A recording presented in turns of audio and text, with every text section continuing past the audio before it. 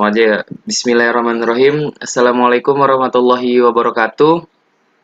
Waalaikumsalam. Waalaikumsalam warahmatullahi wabarakatuh. Baik, kami dari kelompok 8 ingin mempresentasikan tentang makalah yang berjudul Memahami Penyusunan Instrumen Penilaian Pembelajaran Quran Hadis MA. Jadi teman-teman saya atau rekan-rekan saya di sini ada yang bernama Nur Hidayati, terus ada Ade Silvia, ada Trianisa, sama Muhammad Fikri Albana. Baik, langsung saja ke pembahasan yang pertama, yaitu penilaian pembelajaran Quran Hadis MA. Silakan yang ingin mempresentasikan.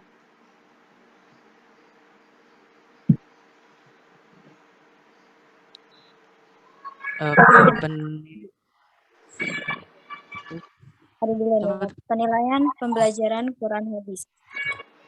Pengertian penilaian.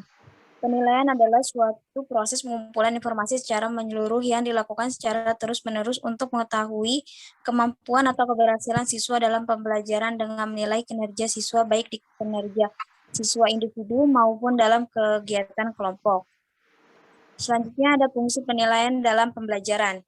Dengan demikian, tujuan penilaian hendaknya diarahkan pada 4 hal seperti berikut.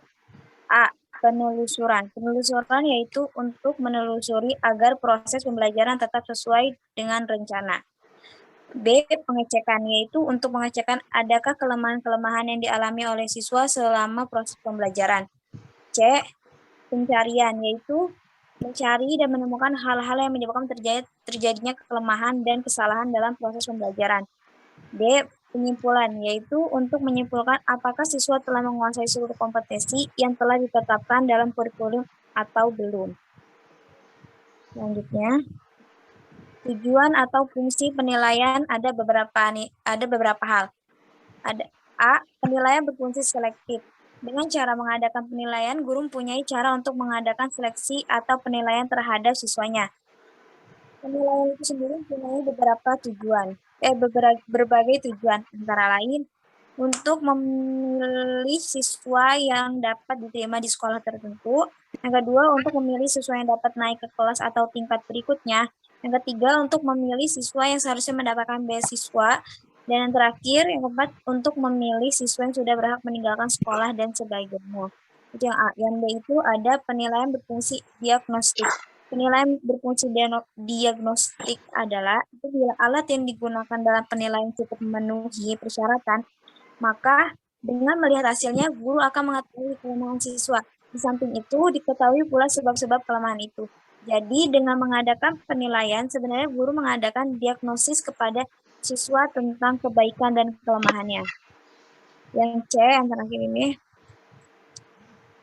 Yang C, penilaian berfungsi sebagai penempatan, yaitu sistem baru yang kini banyak dipopulerkan di negara barat adalah sistem belajar sendiri atau individu. Belajar sendiri dapat dilakukan dengan cara mempelajari sebuah paket belajar, baik itu berbentuk modul maupun paket belajar yang lainnya.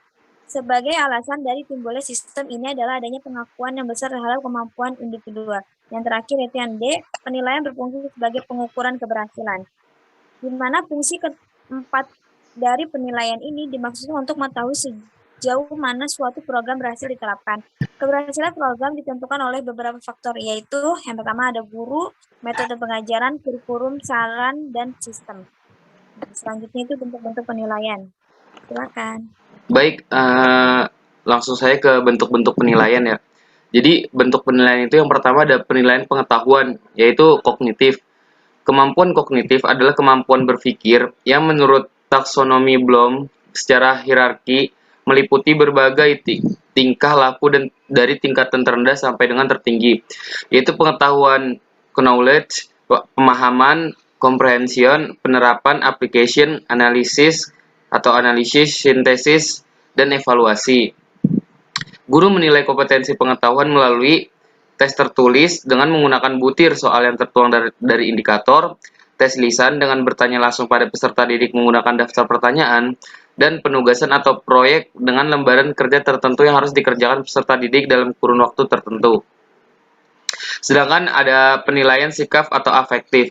Menurut Kamus Besar Bahasa Indonesia atau KBBI, Afektif adalah berkenaan dengan rasa takut atau cinta, mempengaruhi keadaan, perasaan, dan emosi, serta mempunyai gaya atau makna yang menunjukkan perasaan. Ranah afektif adalah ranah yang berkaitan dengan sifat atau sikap dan nilai. Ranah afektif mencakup watak perilaku seperti perasaan, minat, sikap, emosi, serta nilai. Beberapa pakar mengatakan bahwa sikap seseorang dapat diramalkan perubahannya bila seorang telah memiliki kekuasaan kognitif tingkat tinggi. Guru melakukan penilaian kompetensi sikap melalui 1. Lembar observasi, 2. Penilaian diri, 3. Penilaian antar teman atau penilaian teman sejawat, 4. Jurnal, dan yang kelima wawancara dengan alat panduan atau pedoman wawancara atau dengan pertanyaan-pertanyaan langsung. Dan yang ketiga atau C. Penilaian keterampilan atau psikomotorik.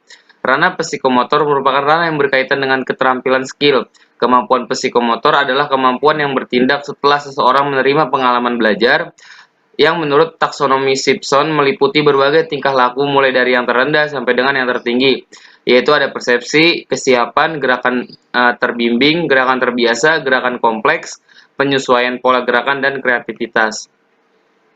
Nah, di sini juga ada yang namanya teknik dan instrumen penilaian ada dalam aspek keterampilan berupa 1. Penilaian untuk kerja, yaitu penilaian yang menuntut peserta didik mendemonstrasikan suatu kompetensi tertentu menggunakan tes praktik dengan menggunakan instrumen lembar pengamatan atau observasi. 2. Penilaian proyek dengan menggunakan instrumen lembar penilaian dokumen laporan proyek. Yang ketiga, penilaian portofolio dengan menggunakan lembar penilaian dokumen kumpulan portofolio, dan penilaian produk dengan menggunakan instrumen lembar penilaian produk. Instrumen yang digunakan berupa daftar cek atau skala penilaian yang dilengkapi rubik. Selanjutnya, menyusun aspek dan rubik penilaian akan dibaca oleh Nur Hidayati. Baik, selanjutnya yaitu menyusun aspek dan rubrik penilaian. Yang A, pengertian rubrik.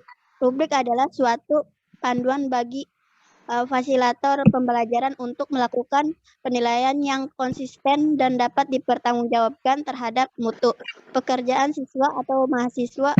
Rubrik dapat pula digunakan sebagai umpan balik terhadap mutu pekerjaan siswa atau mahasiswa. Di dalam suatu rubrik terdapat satu set kriteria yang digunakan untuk menilai kinerja dan suatu pekerjaan atau tugas tertentu oleh individu atau kelompok siswa atau mahasiswa, serta menyediakan lebih detail grade capainya. Dengan demikian, rubrik membantu fasilitator memberikan penilaian lebih objektif sesuai dengan capaian pembelajaran. Rubrik terdiri daripada dua jenis, yaitu rubrik umum dan rubrik khusus. Rubrik umum adalah untuk menilai kemahiran atau subkemahir yang umum. Contohnya bertutur dengan jelas dan menggunakan sebutan dan intonasi yang betul.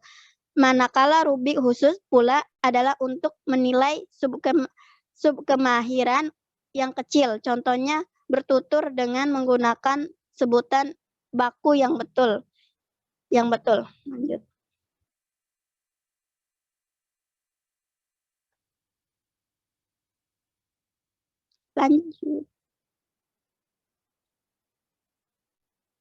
B, yaitu tujuan rubrik.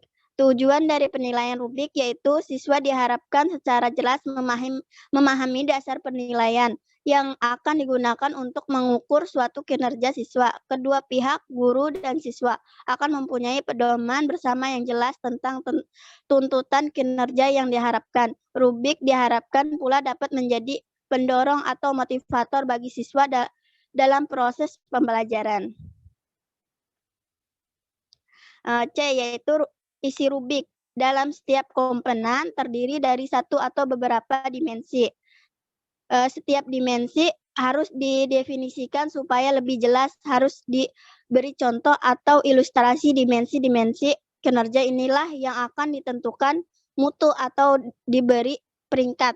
Setiap kategori mutu sebaiknya diberi contoh-contoh kinerja agar mempermudah guru-guru atau pemberi peringkat secara singkat. Scoring rubrik terdiri dari beberapa elemen, yaitu A. Dimensi yang akan dijadikan dasar menilai kinerja anak didik. B. Yaitu definisi dan contoh yang merupakan penjelasan mengenai setiap dimensi. C. Skala yang akan digunakan untuk menilai dimensi. D.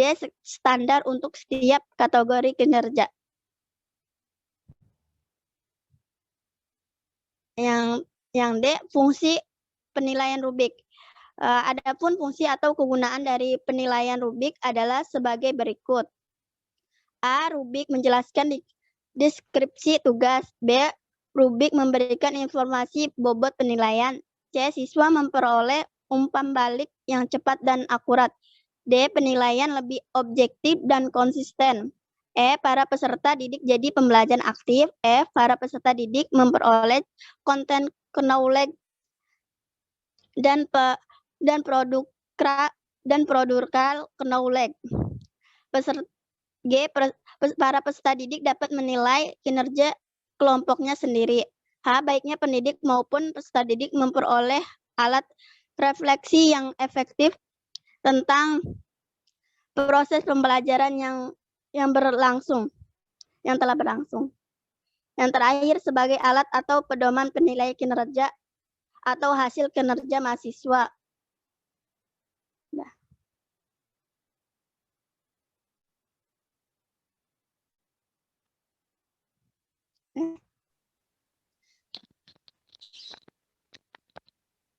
Yang E, macam-macam penilaian rubrik. Yang pertama itu jangkar penampilan konsisten dan fokus. Yang kedua, menyokong feedback yang detail dan formatif. Yang ketiga, feedback yang fleksibel dan individual atau rubrik panduan penilaian. Yang keempat, menampilkan feedback sumatif atau menetapkan nilai. Yang kelima, menilai metode pengajaran sendiri.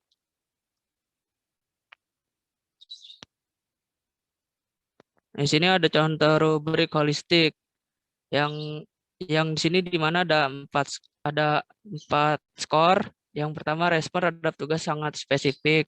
Terus yang skor ketiga, respon sudah menjawab tugas yang diberikan. Yang kedua, respon kurang memuaskan. Lalu skor yang satu, respon tidak menjawab tugas yang diberikan. Ini contoh rubrik holistik. Yang B, contoh rubrik analitik. Skor 4 ada desain grafik, gambar, dan pertelaan tentang grafik yang disajikan dengan benar. Spesifikasinya semua spesifikasi yang diberikan dengan benar, rasional, yaitu rasio yang diberikan dengan jelas. Skor 3, grafik sebagian terbesar dari gambar dan pertelaan yang diberikan dengan benar. Spesifikasinya semua spesifikasi yang diberikan dengan benar, lalu rasionalnya penjelasan diberikan tetapi masih membutuhkan hambatan, lalu skor keduanya beberapa gambar dan pertelaan yang disaji benar, spesifikasinya hanya spesifikasi yang benar, lalu rasional yang diberikan tidak lengkap, yaitu skor yang terakhir skor 1, grafik, gambar, dan pertelaan yang diberikan sangat terbatas dan hanya sedikit yang benar, lalu spesifikasinya spesifikasi yang diberikan yang salah, lalu rasional yang diberikan tidak benar.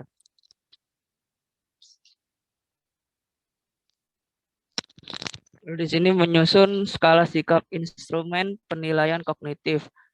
A. Menyusun penilaian sikap kognitif. Pengertian penelitian sikap. Penelitian sikap adalah penilaian terhadap kecenderungan perilaku peserta didik sebagai hasil pendidikan, baik di dalam kelas maupun di luar kelas. Penilaian sikap memiliki karakteristik yang berbeda dengan penilaian pengetahuan dan keterampilan, sehingga teknik penilaian yang digunakan juga berbeda. Dalam hal ini, penilaian sikap ditunjukkan untuk mengetahui capaian dan membina perilaku serta budi pekerti peserta didik sesuai butir-butir sikap dalam kompetensi dasar atau KD. Pada kompetensi inti sikap spiritual K1 Min1 dan kompetensi inti sikap sosial K1-2. B. Cara mengukur sikap. Salah satu aspek yang sangat penting untuk mempelajari sikap dan perilaku manusia adalah masalah pengungkapan atau asesmen atau pengukuran measurement atau sikap. Berbagai teknik dan metode telah dikembangkan oleh para ahli guna mengungkap sikap manusia dan memberi interpretasi yang valid.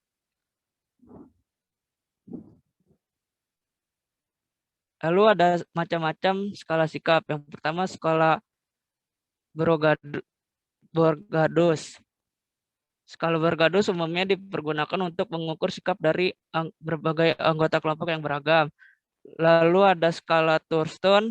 Skala ini umumnya menerapkan metode pasangan pair untuk mengukur sikap seseorang. Yang ketiga, skala Goodman. Skala Goodman ini suatu variabel yang biasanya memiliki beberapa dimensi. Yang keempat, skala Likert. Skala ini umumnya dimulai untuk penyusunan sejumlah pertanyaan, sikap, atau item.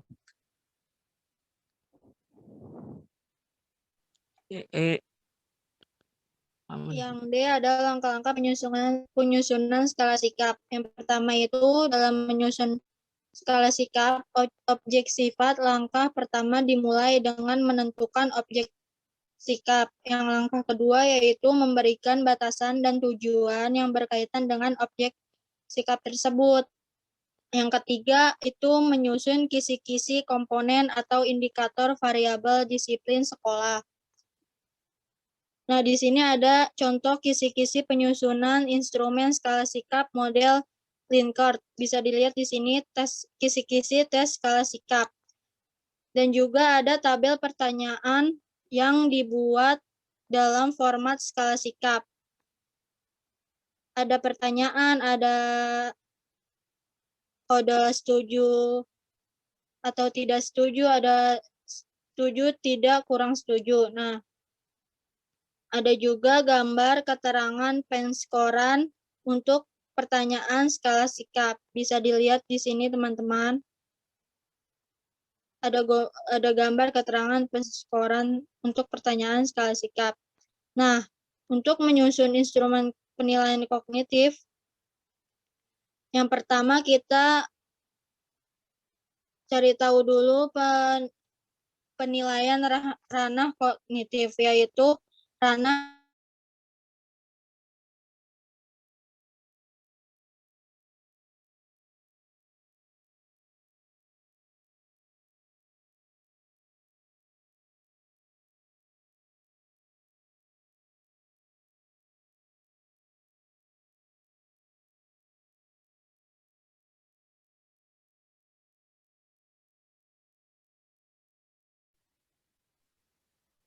Nah, di sini ada langkah-langkah penyusunan instrumen penilaian kognitif.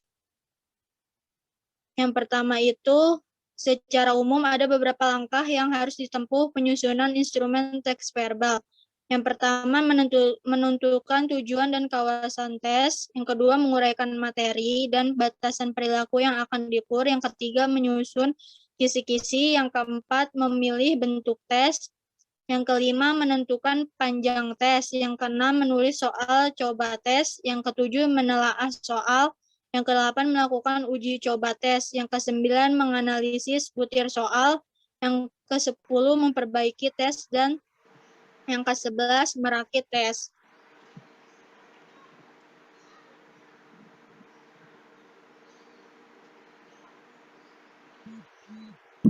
Baik, mungkin selanjutnya ada teknik penilaian ranah kognitif. Ada dua teknik penilaian ranah kognitif, yaitu teknik tes dan non-tes. Tes untuk evaluasi hasil belajar kognitif dari segi caranya dapat dibedakan menjadi dua macam, yaitu tes lisan atau tes tertulis.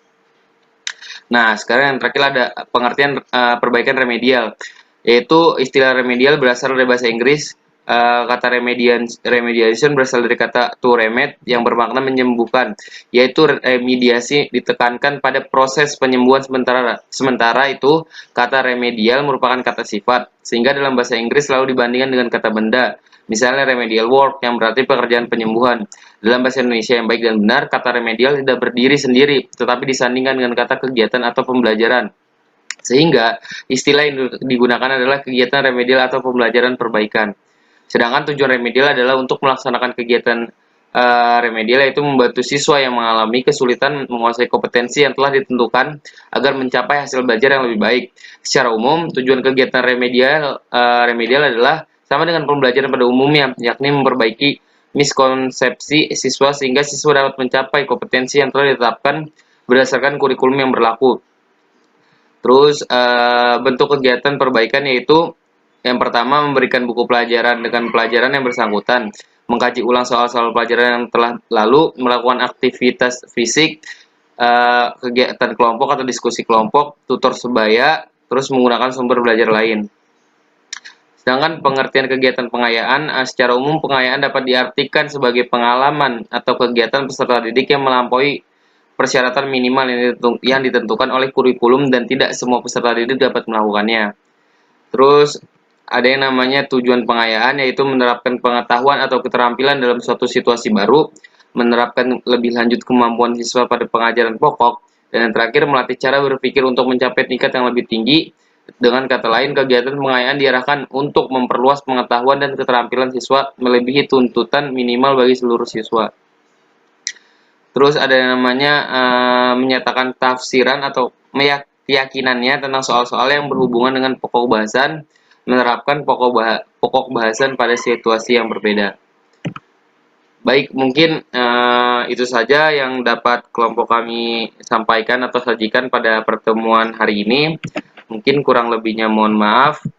Billahi fisabilil haq wastabiqul khairat. Wassalamualaikum warahmatullahi wabarakatuh.